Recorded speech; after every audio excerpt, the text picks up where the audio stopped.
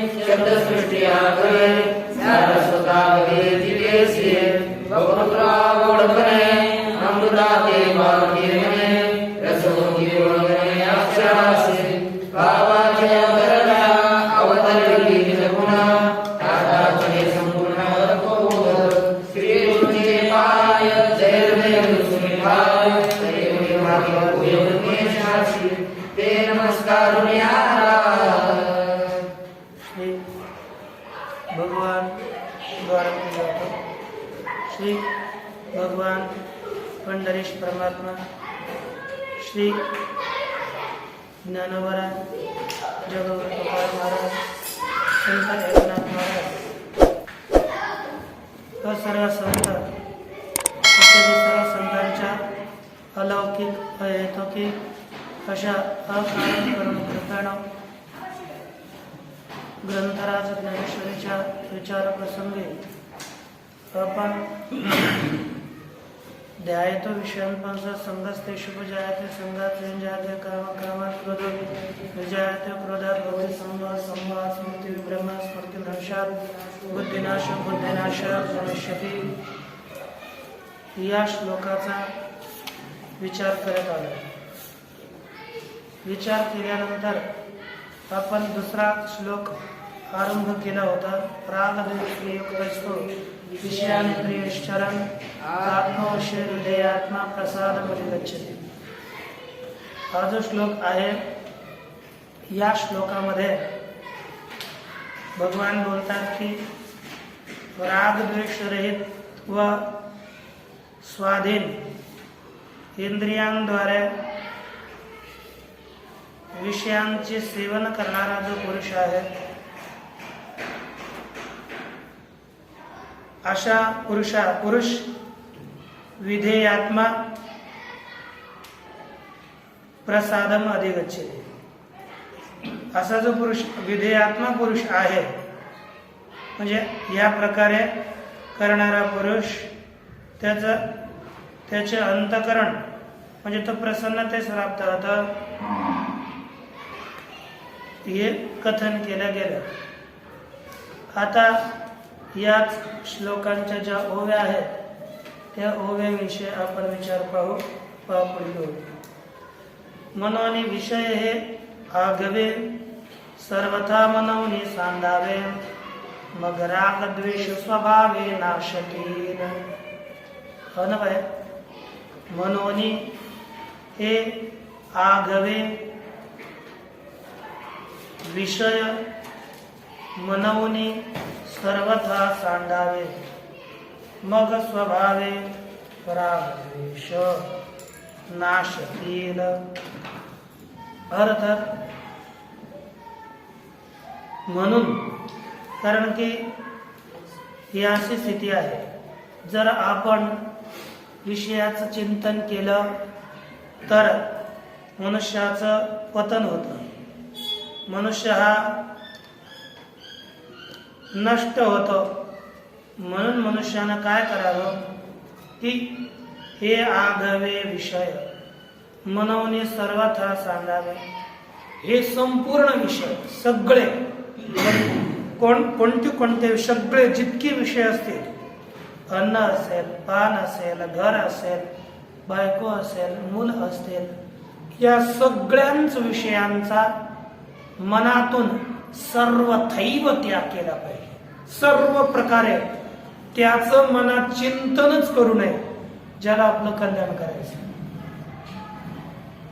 आणि जर आपण मनातून विषयासक्ती सोडली, मनातूनच विषयाचं चिंतन सोडलं तर काय होतं? स्वभावे राग द्वेष नाशतील. मग स्वभावतः आपल्या अंतकरणातील आसक्ती व द्वेष इत्यादिकांचा नाश होतो. म्हणून हा विषय सेवनामध्ये समस्या नाही, त्या विषयामधली आसक्ती ही मनुष्याला घेऊन डुबवते.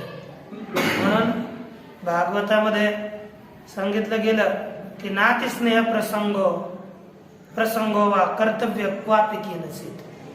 म्हणजे कोण्याही पदार्थाविषयी अधिक स्नेह करू नये आणि कोण्याही पदार्थाशी अधिक कोण्याही विषयाचं अधिक सेवन करू नये.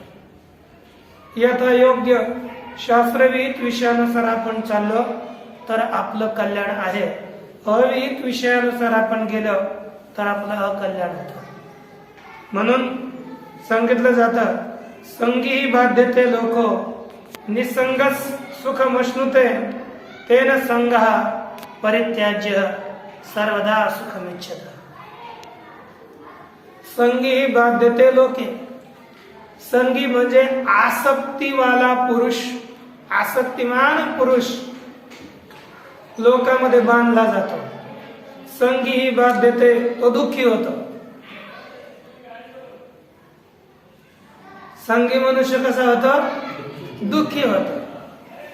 तिकडं काय पाहता? निसंग सुखमश्नुते, है ना. जो निसंग आहे, आसक्ती रहित आहे, असा पुरुष सुखाचा उपभोग करतो. म्हणून संग ज्याला सुखाची इच्छा आहे अशा पुरुषाने आसक्तीचा त्याग करावा, मनातून विषय चिंतन सोडावा.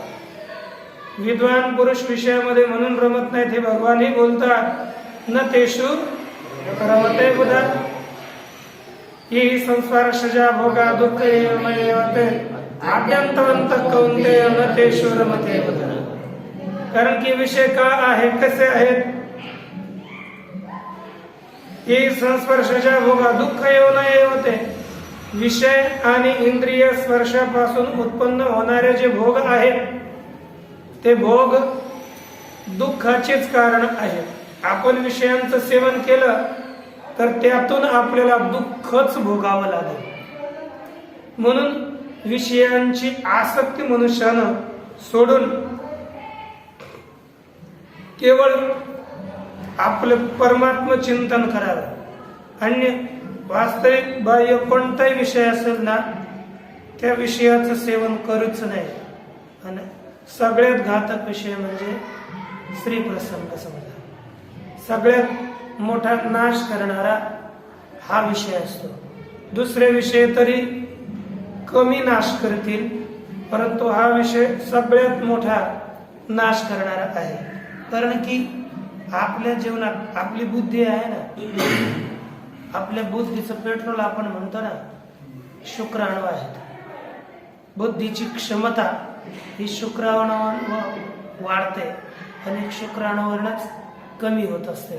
म्हणून कधीही मनुष्यानं आपले शुक्राणू क्षीण होतील, वीर्य क्षीण होईल असं आचरण कधीच करू नये. उलट कधी काय होतं की आपली साध काय समजा ते नष्ट झालं म्हणजे की आपलं जीवन नष्ट झालं. एक आम्ही पूर्वी पुस्तक वाचलं होतं, ते असेल एक पुस्तकानं माझ्या ब्रह्मचर्य हेच जीवन, वीर्यनाश हाच मृत्यू असे पुस्तक आहे.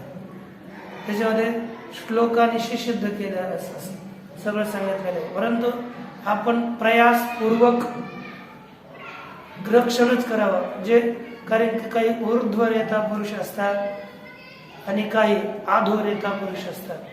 ऊर्ध्वरेता बनायचं असेल तर साधनेच्या माध्यमानं आपल्याला ऊर्ध्वरेता होता येतं. सगळे ज्याच्यामध्ये पहा स्फूर्ती माणसात राहते कधी शक्ती असेल तरच. शरीर दिसतंय याच्यात नाही, शरीरामध्ये स्फूर्ती आहे की नाही, शरीरामध्ये ताकद आहे की नाही, शरीराची कांती याच्यावर अवलंबून आहे. शरीराची स्थिती याच्या सगळी आपल्या शक्तीवर अवलंबून असते. आपली बुद्धी काम करत नाही तरी आपण काम करत याच्यामुळे काम करत नाही, विषयोपभोगामुळे. पण आपण लक्षात ठेवायचं आपली शक्ती क्षीण होता ध्यान चिंतन, रात्री झोपत असताना ध्यान करून 5 मिनिट आपण 10 मिनिट लोकांशी गप्पा मारतो. त्याऐवजी आपण 5 मिनिट 10 मिनिट परमात्म्याचं ध्यान करून आणि जास्तीत जास्त मूर्ती तर कधी जास्त फोटो चांगला, फोटो पुढे ठेवला तर त्यानं ध्यान लवकर होतं. आणि पांडुरंगाचं ध्यान करा, आपल्याला जो इष्ट वाटेल आपण पुढे ठेवायचं आणि ध्यान करून नंतर झोपायचं. आणि समयात झोपायचं, समयात उठायचं. प्रातःकालचं झोपणं सुद्धा हानिकारक असतं हे लक्षात ठेवा. प्रातःकाल हा मुख्य घातक राहतो. म्हणून 4-4:30च्या दरम्यान मनुष्यानं प्रातःकाली उठावं. प्रातःकालची झोप ब्रह्मचर्या करता घातक ठरते हे लक्षात ठेवायचं आणि लवकर उठायचं. तुम्ही झोपा काढता योग्य नाही राहत. म्हणून लवकर आपले मुख्य आहे ना, अरे याच्याशिवाय जीवनच आपण जीवनाची कल्पनाच करू शकत नाही. त्याच्या अतिरिक्त त्याला जीवन म्हणणं हे मातीमोल जीवन आहे. तो जीवनात मोठा होऊ शकत नाही, जीवनात तो विद्वान चांगला होऊ शकत नाही, जीवनात पुढे वाढू शकणार नाहीये. कारण की ही फार मोठी शक्ती आहे.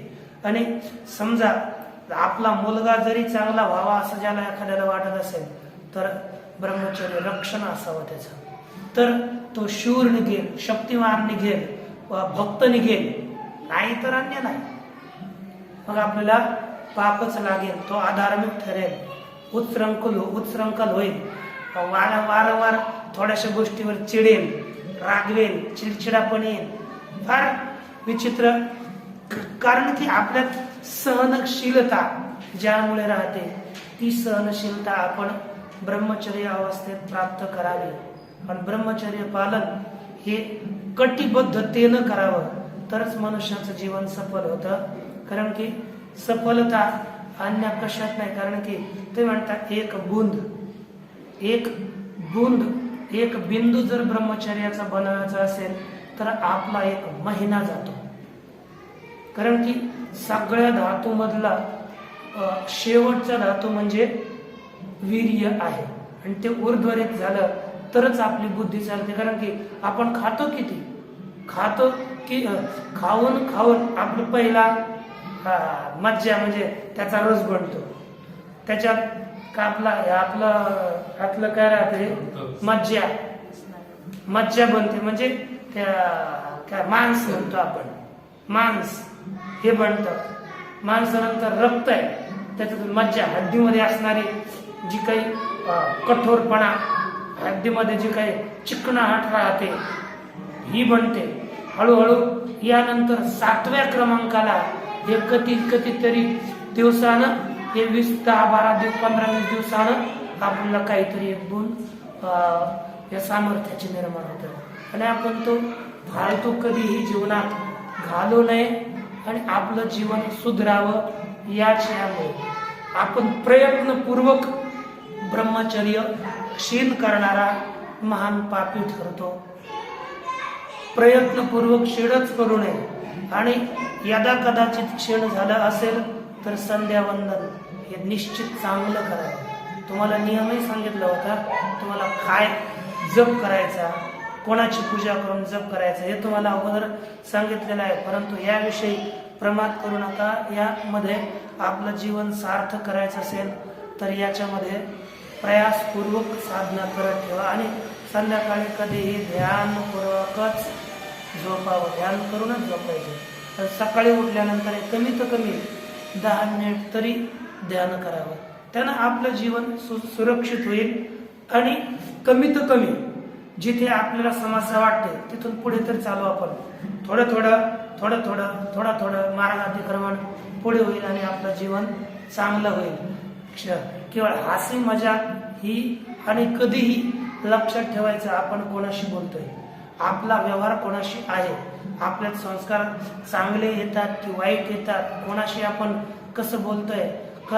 आपण अन्य असेल तर जगद्गुरु तुकाराम महाराजांचं वचन, आता आपल्याला एक वचन, साधकाची दशा उदास असावी, उपाधी नसावी अंतर्बाह्य बाह्य, लोलुप्यता काय निद्रेते जिनावे, भोजन करावे परिमित, एकांत लोकांचे स्त्रियाचे भाषण, प्राण गेल्या जाण करू नये, तुका म्हणे आयशा साधनी जोर आहे, तोची ज्ञानाला हे गुरुकृपा. अन्य कोणाला तोच चकारपूर्वक सांगतात, या आपल्याला साथ घेत राहावं लागेल, त्यालाच ज्ञान प्राप्त होईल. नाहीतर अन्याला ज्ञान, केवळ बहिर्मुखाला ज्ञान प्राप्त होत नाही, ढोंगीला ज्ञान प्राप्त होत नसतं, हे लक्षात ठेवा. आपण जीवनात ढोंग करून दाखवू नये की आपण बाहेरच्या पोशाखामुळे आपल्याला लोक मानतील, परंतु बाहेरचा पोशाख हा आपला उद्धार करणारा नसतो. तो आहे आपल्याला अंतर्मुख बनवेल, परंतु आपण अंतर्मुख व्हावं आणि बहिर्मुखता लोकांना दाखवण्याची सोडून द्यावी आणि आपण अंतर्मुख होऊन साधनेत राहावं. आपण हे अभ्यास आहे ना, अभ्यास इतका होतो कारण की ज्याची बुद्धी तेव्हा तीव्र होते, सहज बुद्धी तीव्र होते. कारण की मी एवढंच का, मी जास्त बोलतो त्यामुळे डोकं बोलल्यानंतर थोड्या अभ्यासाला समस्या होते, परंतु सकाळी सहज आपण मंदिरात जातात ना, जाऊन केवळ येण्यात मी सहज जरी वाचत किंवा जप जरी करत गेलो आपण आणि थोडं जरी पाहत आलं तरी 17-10 सहज कंठ जाण्यात येण्यात कंठ होऊन जातात. कारण की आपण तशी, परंतु ध्यान केलं पाहिजे, ध्यानाने एकाग्रता वाढते, साधना केली पाहिजे, आपण संध्या केली पाहिजे, हे फार महत्वाचं आहे. ज्याच्याकडे सध्याला संध्या नसेल तो रामकृष्णारी जप करू शकत नाही का? करू तर शकतो ना, संध्या करून रामकृष्णारी आपण जप केला पाहिजे, तो जप करू शकतो, त्यानं जप करावा आणि आपली योग्यता वाढावी. आपण काय करतो की उत्सृंखल होतो, म्हणून हे आपल्या करताय आपण कसं राहावं, चांगलं राहावं. पहा हे पुढे पहा, म्हणजे विषयासक्ती साधकाची गेली तरच त्याचं साधक जीवन हे पुढे जातं आणि तो आपल्यामुळे वैराग्याचे आधारे जी विषय दौडून बाहेर शरीरी एकंदरे केले मन असं हवं. म्हणजे वैराग्य, आता आपलं वैराग्य हे असं नसावं की आपल्याला इथे खाण्यापिण्याला एकदम टापटीप मिळतंय पण खाण्यापिण्यात आसक्ती असावी. भेटेल तर भेटेल, नाही भेटेल तर ना भेटणार असं नाही, मग झोपाच काढायला सकाळी भेटेल तर भेटेल सांगितल्याच ही मूर्खता आहे. आपण सकाळी उठून साधना करावी ही मुख्य आहे. आणि विषय वैराग्य असं असावं, आपल्याला कठीण अवस्थेत किंवा सुखाच्या परिस्थितीत दोन्ही परिस्थितीमध्ये आपली समता असावी. आपल्याला कोणी बोलल्यानंतर किती का तिडकी भेटते, डोकंच उठतं आहे की नाही, हे का?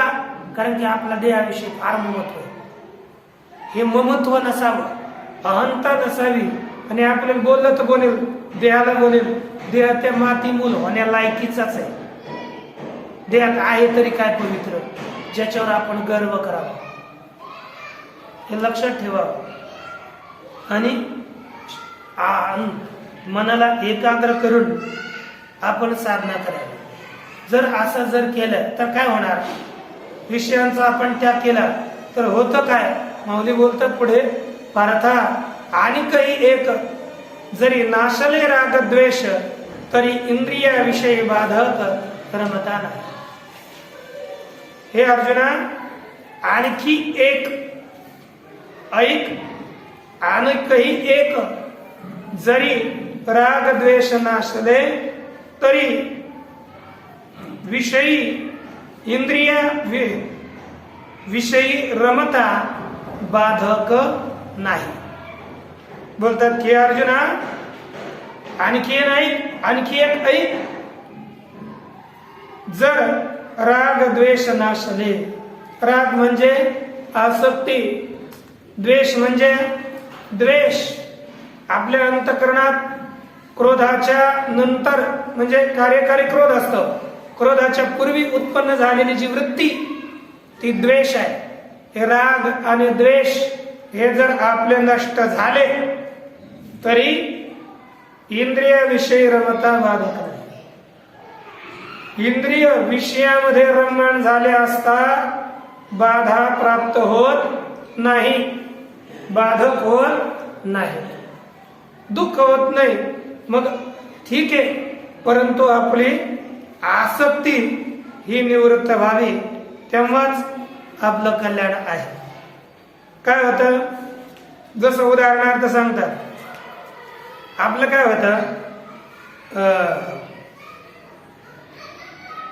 आपल्याला माहिती आहे की नाही, जनक राजा असते, अन्य किती पुरुष आहेत, असे राज्यामध्ये राहून सुद्धा ते महात्मे झाले की नाही, त्यांची आसक्ती विषयामध्ये नव्हती. आपली सुद्धा आसक्ती कशातच राहू नये, असं मन अडकलं तर तिथे पतन झालं समजा. आपलं जसा सूर्य असतो, दृष्टांत माऊली देतात पुढच्या वहीमध्ये, जैसा सूर्य आकाश गतू रश्मी करे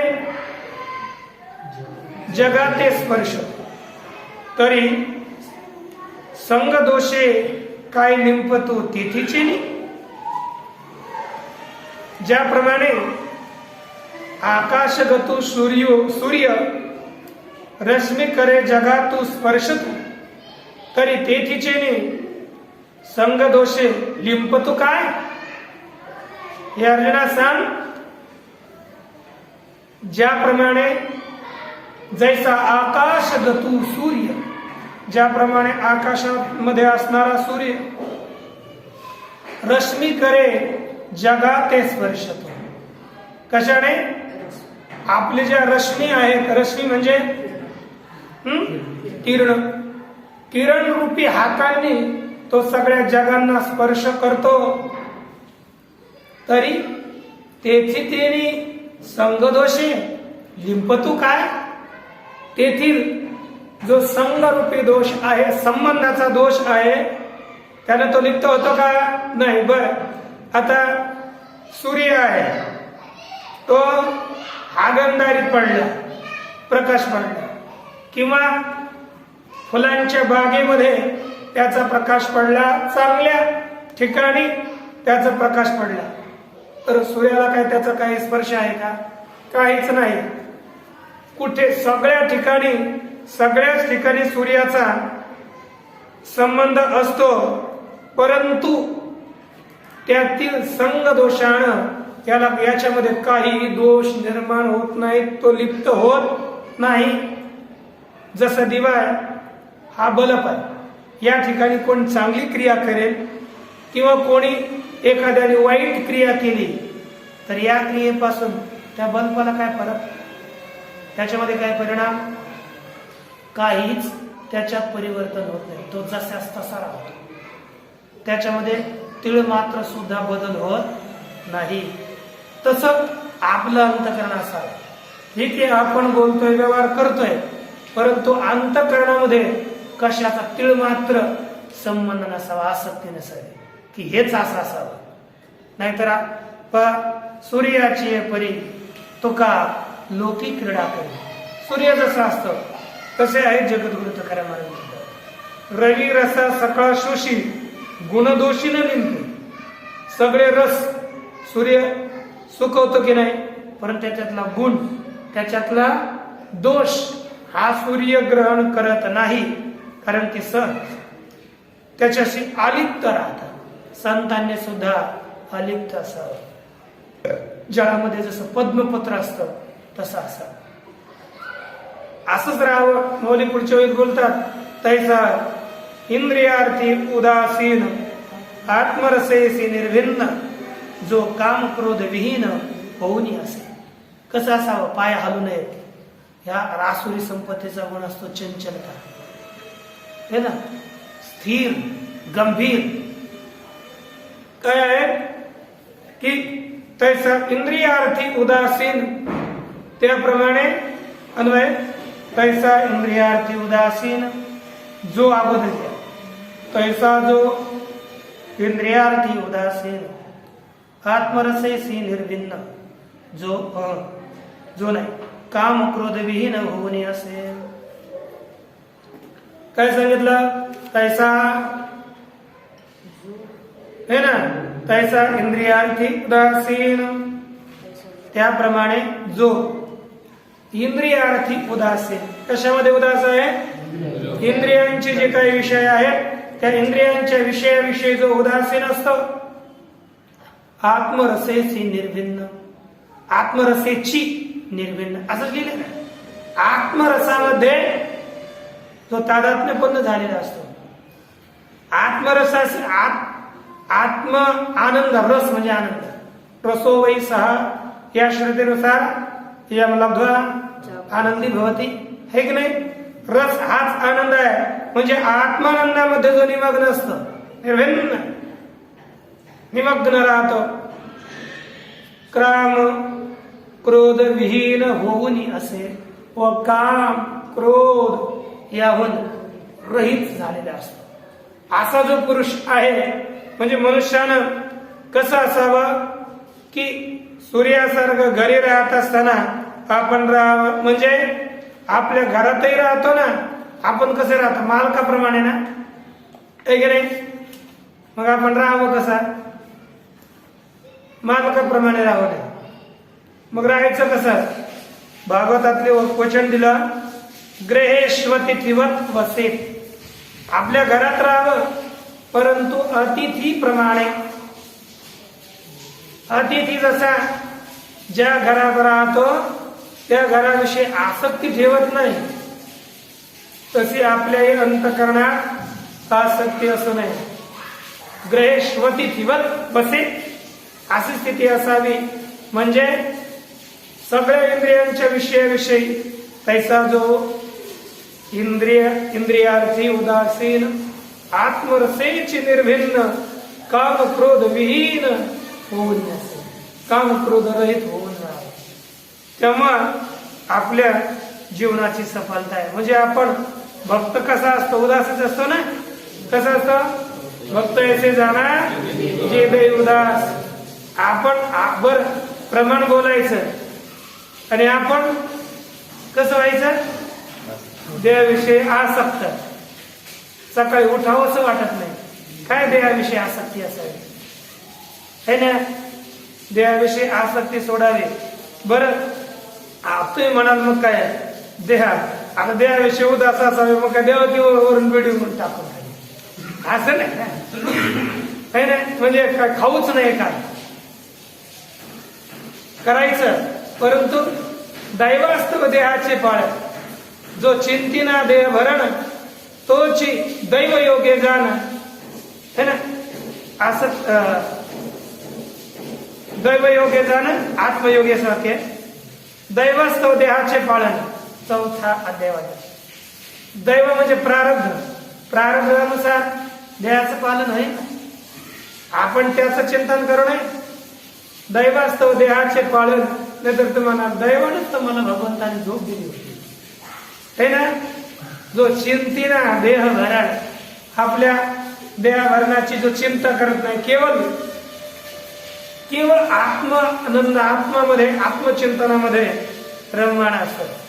बस ठेवले अंत अंते तैसेचे असावे. आसरा उदासीन, परंतु आपली प्रीती कशावर असावी? आत्म्यावर, परमात्म्यावर प्रीती असावी, तरच आपलं जीवन आहे. आणि त्या नव्या अध्यायामध्ये ज्ञानाचं साधन सुद्धा आहे. आसक्तीरन विश्वंग पुत्रदार घराविषु. पुत्र असेल, पत्नी असेल, यांच्याविषयी आपले आसक्ती असावी. इंद्रियार्थेषु वैराग्यम, या प्रकारे स्थिती असावी. व आत्मानंदामध्ये निमग्न होऊन राहावे.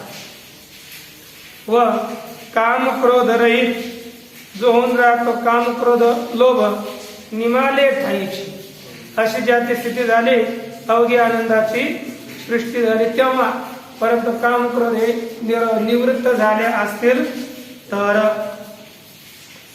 मग असा जो मनुष्य आहे असं झालं तर त्याचं कल्याण आहे, त्याला विषय हे दुःख देत नाही. मग कोणाला दुःख देतात आणखी कारण की याला दुःख देतीलच कसे, विषय यांना दुःख देणारच नाहीत, कारण की बोलतात की तरी विषयांतही काही आपण पे वाचून नाही, मग विषय कवना काही बाधितील कवना. जो उदासीन झाला, आत्मा आनंदामध्ये निमग्न झाला, काम क्रोध रहित झाला, तो काय पाहतो, सगळीकडे परमात्मा दृष्टी करतो, सर्व ठिकाणी परमात्माच परमात्मा आहे अशी त्याची बुद्धी होते. अशी ज्याची बुद्धी झाली तो काय बोलतो, तो त्याची काय तरी विषयातून काही आपण पे वाचून नाही अन्वय, तरी विषयांतही काही आपण पे वाचून नाही, मग कवन विषय काही कवना बाधतील.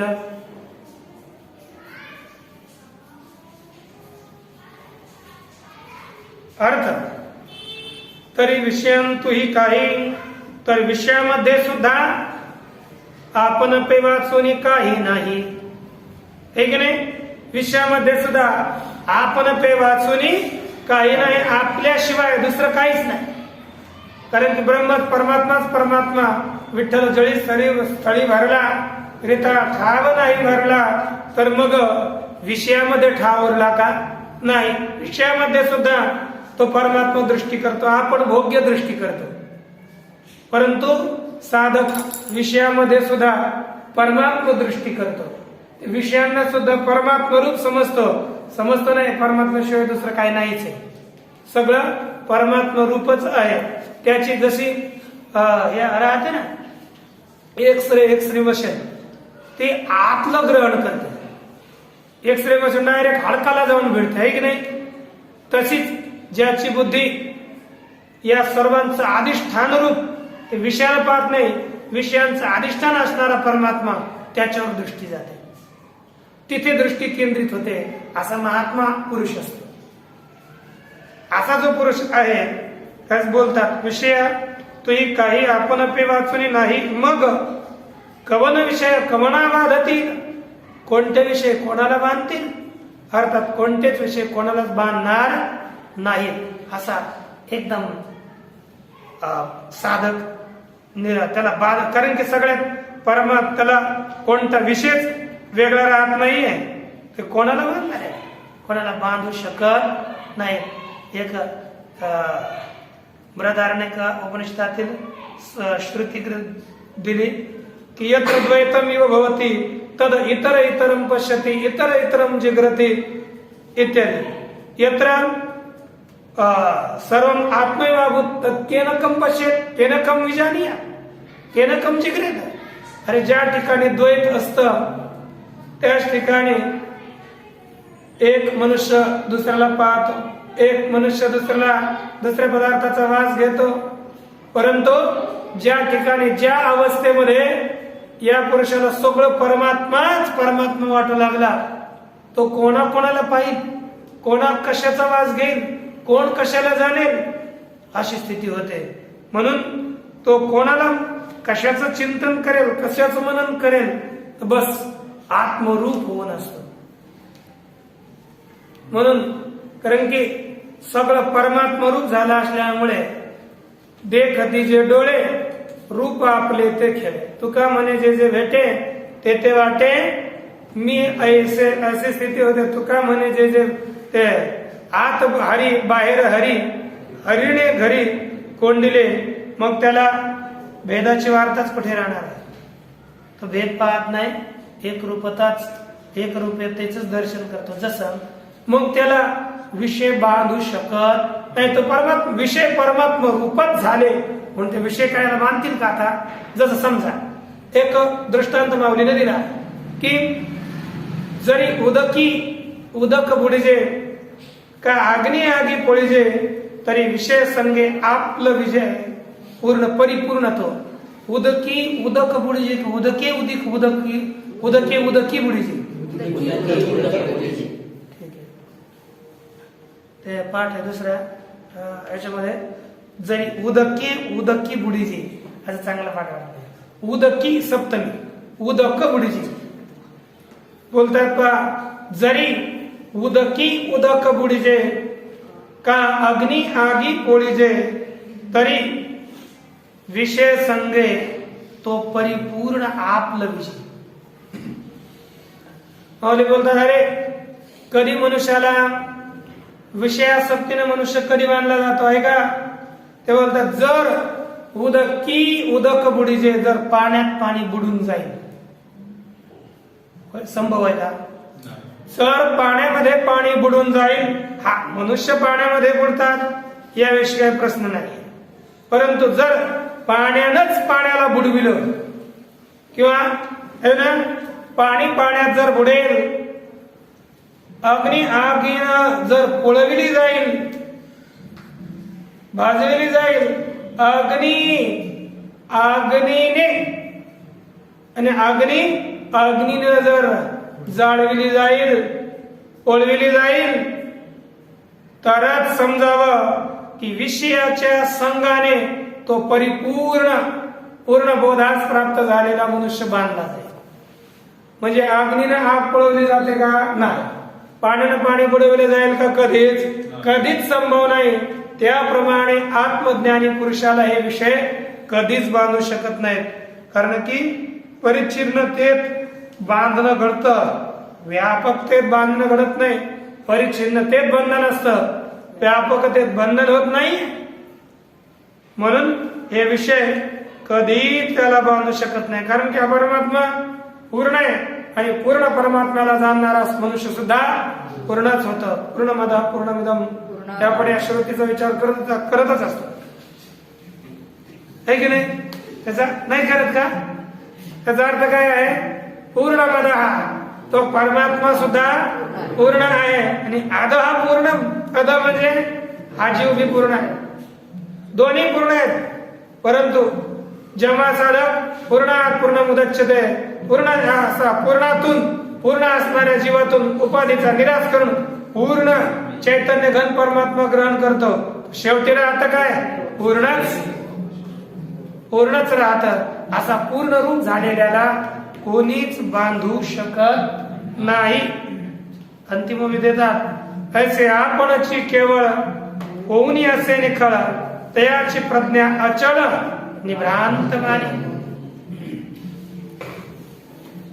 अन्वय, ऐसा आपणची केवळ निखळ होऊनी असे त्याची प्रज्ञा अचल निभ्रांत वाणी. अर्थ ऐसा याप्रमाणे केवळ निखळ आपणच होऊन असे. अशा प्रकारे तो केवळ आपणच झालेला असतो.